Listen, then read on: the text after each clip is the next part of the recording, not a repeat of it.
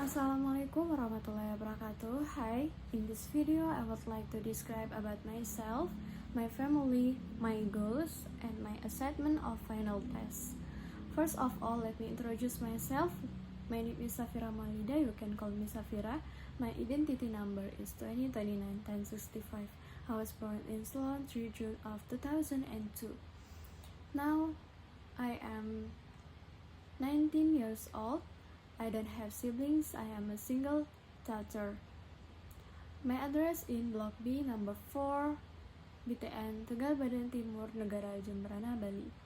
I live in Bali since I was in junior high school with Mama. Mother's name is Susilawati. She was born in Selong, 27 July of 1980. She is 41 years old. My mother has 7 siblings and she was a 6th child. And the last, my father, his name is Fatur Rahman. He was born in Selong, 14 December of 1976. He is 45 years old. My father has 7 siblings and he was a 4th child. The next is about my goals of taking English department. Well, actually, I don't intend to take English department because I'm not interested in the education department. I prefer to cook. I love cooking. I always cook when I have free time. I like all kinds of food from main dishes to dessert. I wanna be a professional chef. Sometimes I also take part in cooking shows. Sometimes I also take cooking classes because I really love the culinary world. But my parents didn't approve me to study in tourism and prefer to take the English department. I can only relearn even though there is a feeling of dislike. And the last is my review article. Maybe I just read a few important sentences or the conclusion of the article I made. The first article is Information and Communication Technologies in ELT. The introduction. The breadth of information and communication technologies, or ICTs, has utterly shaped our modern life. ICT is the term that is currently used worldwide to describe new technologies which depend mainly on computers nowadays. Even the traditional technologies such as radio, television, and telephone are considered as ICTs. The United Nations Development Programme, or UNDP 2003,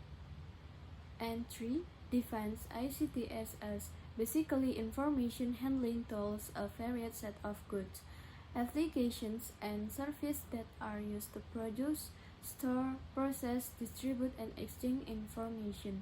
They include the old ICTs of radio, television, and telephone, and the new ICTs of computers, satellite and wireless technology, and the internet. These different tools are now able to work together and combine to form our network world, a massive infrastructure of interconnected telephone services. Standardized computing hardware, the internet, radio, and television, which reaches into every corner of the globe. Technological innovation has changed the social, political, economic, and cultural fabric of life since the end of the Cold War. Taylor, 2001. Information and communication technologies, or ICTs, have been instrumental in the social transformation from the industrial society of the 20th century to the network society of the new age of informatilism, where even intercontinental neighbors are now one patent push away. Castells, 1976. 1996. Information and communication technologies, or ICTs, are double-edged sword, destructive and beneficial to the extreme.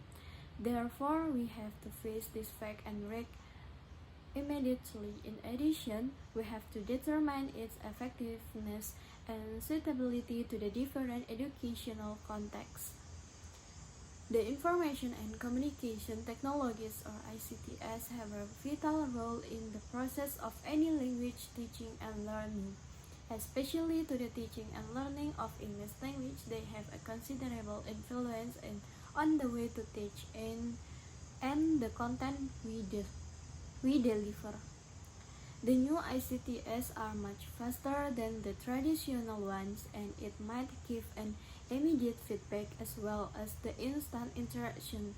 The ICTs are potentially more open and affordable to be owned and operated by schools, universities, private institutions, or even by individuals who can control the process according to the one's own needs and wants for better controlled outcome and quality.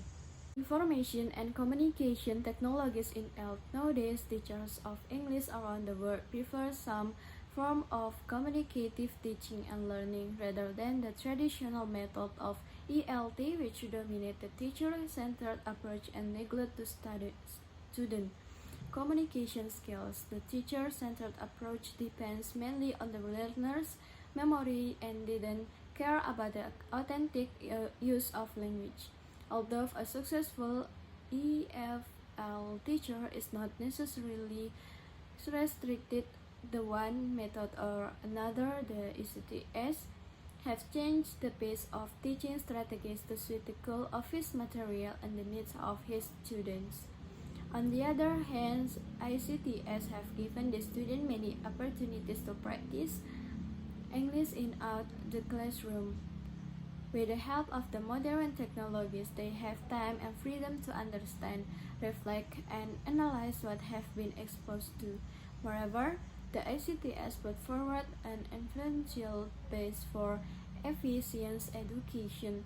Now we need the modern technologies for a better blended method of delivery to create apt teaching techniques to enhance the process of learning English language. ICTs are very motivating because they help the learners to learn the language, which is carefully designed to meet the prescribed goals.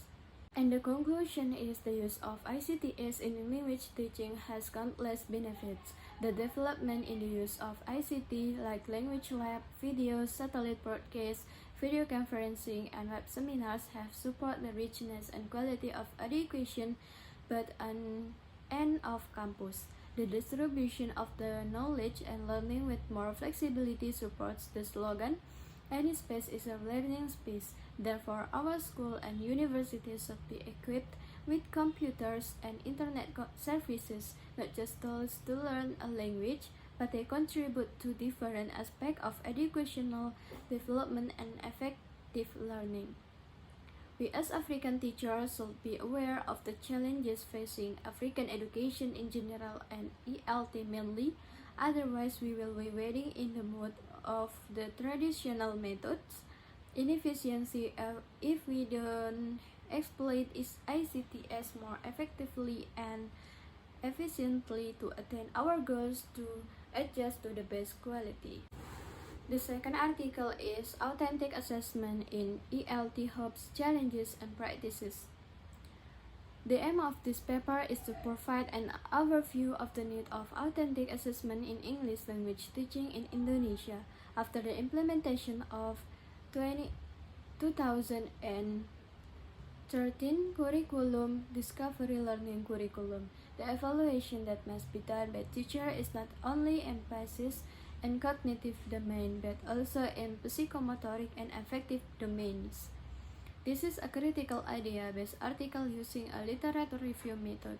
The authors review the authentic assessment from both the information literacy and instructional design which can be applied of EFL teachers in their classes. Overall, this paper gives an outlook and what, why, and how all about authentic assessment in ELT. The introduction, English language teaching or ELT is a program. Main components of a program include goal, implementation, and evaluation.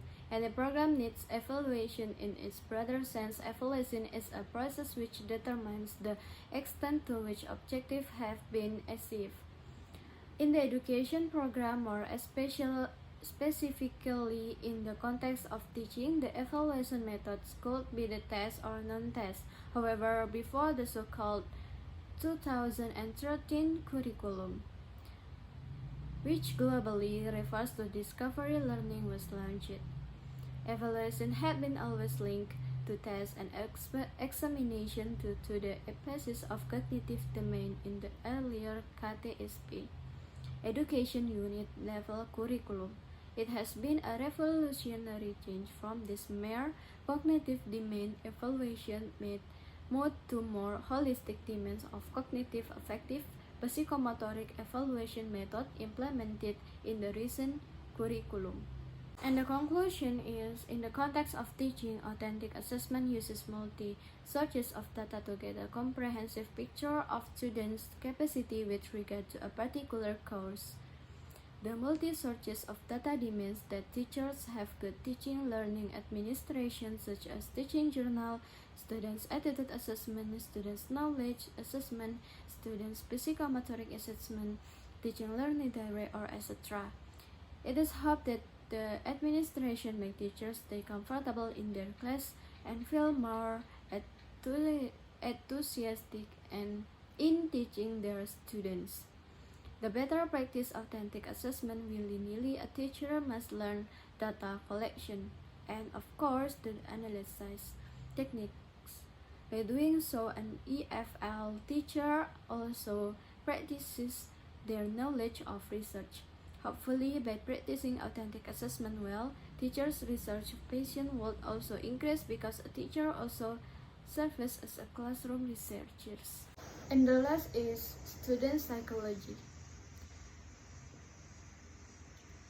Certainly, there will be debate about the top 20 principles, and many research-based educational practices are not included in the document. Although this is not an exhaustive list of educational psychological research, it does provide an important starting point for improving teaching and learning outcomes.